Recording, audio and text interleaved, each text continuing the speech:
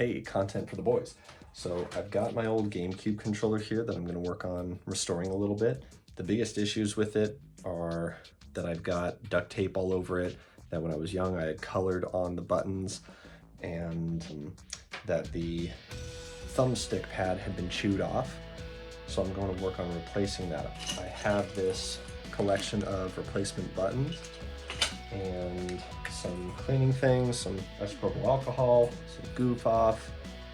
I'm going to work on trying to get this thing back into shape as best I can. So here we go. So I've had this GameCube controller for, it must be close to 20 years. I think it was one of the original ones we got with our GameCube back in the day. What I came to find pretty quick was that the screws were 3-point screws, and thankfully Jason had gotten me a set of tools that I can work on electronics with, so I had what I needed for this, even though I wasn't expecting it. I started pulling off the screws. There's 6 in total, and I realized pretty quick that 2 of them were under all this old duct tape, so started pulling off this, I think it's like 15-year-old duct tape. It was, I had put it on there because I saw Jonathan modifying his Xbox controller, and so I wanted to do something similar with the GameCube controller, and the best I could figure was red duct tape on the handles. And so here I'm pulling off a zip tie on one of the wires that connects to the controller. And when I first opened this, my initial thought was like, oh man, what did I do? Because I thought a bunch of pieces were going to fall out, but it was actually pretty easy. I pulled off the old left stick controller, or the left stick, and replaced that with a new one. The old one had the head chewed off of it, the rubber part chewed off, so it had that green duct tape on it. And then when I started cleaning up the D-pad, I realized that the marker wasn't coming off easily, so I decided to replace that as well. I wasn't originally going to do that, but I think it worked out pretty well.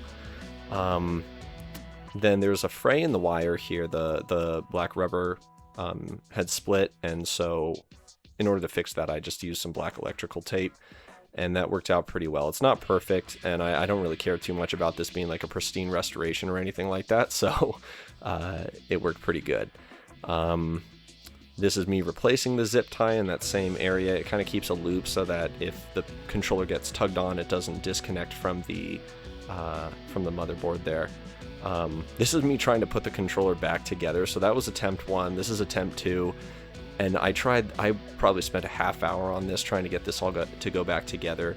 There are a whole lot of little pieces that just were not seating properly. And I got pretty close on one of them, but then one of I think it was the left trigger, didn't quite work. And so now I'm attempting it a different direction, everything upside down, but then the buttons kept falling out of the top part. And it just did not work out. So yeah, I tried this a lot of time. I think it's 7 attempts in total. And it got to be pretty frustrating. So this one got pretty close, and then I realized I had to move the zip tie in a little bit, and then we finally got it. And the minute I got it in there, I was like, okay, I need to hold this thing. You can see I've got, with my left hand, kind of a death grip on it just to make sure it all stays together while I screwed it back down. And then I started trying to get all of the duct tape goop off of it. Now, this is where I kind of made the mistake of using the goof off. What I didn't realize is that the paint on the GameCube controller is kind of... well, it responded to the goof off in a way I didn't expect. You can see the rag I'm using is actually turning black because the goof off is taking off some of the paint on the controller. Now, it's not too bad here, but this is when I kind of realized that it's changing the surface and texture of the controller. So at first I thought it was just the duct tape goof still kind of being on there, and so I didn't really think I needed to stop using the goof off, but this is where I made like kind of the big mistake. I was going to put some goof off on there, and I don't know what I was doing here. It was kind of dumb. But you can see like a lot of it spilled onto the controller, and then so I started taking off the marker, but then realized like a lot of the black is coming off with it. And that's when I realized, okay, this goof off is kind of damaging the exterior of this, and you can see how badly it kind of ate away at that outer layer. And so this is when I like decided fully, okay, I'm going to stop and I'm just going to stick with the rubbing alcohol, because the goof off is just destroying this thing, and you can see it's kind of discoloring on the outside. So that kind of remained. I never really got that off. But the alcohol worked pretty well on the rest of the marker. I just had to work at it a little bit more. Took a long time, but we eventually got there with it. This is the tip of the controller came off really cleanly, so I was very happy about that. And then I started trying to sand a little bit of the goof off problem, but it didn't really work out. But there we go.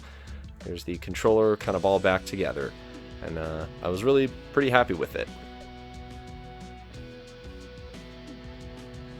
So all in all, it ended up being a lot more difficult than I expected. I'm happy with the final product. I think it's a lot better than it used to be, and I think it'll be a lot more comfortable to play. There are definitely some things I probably should have researched beforehand, but here we are. So I'll say happy with it. All right, so here we go. The new stick works well. Let's try, yep. This new D-pad works well as well. Also, looks like C stick works. Yep, A button's working fine still. B button's working fine. There we go, Y works. There we go, Z button works. R works. I don't think this one has, oh yep, L works as well. So, looks like everything's working. Start button, great, that works.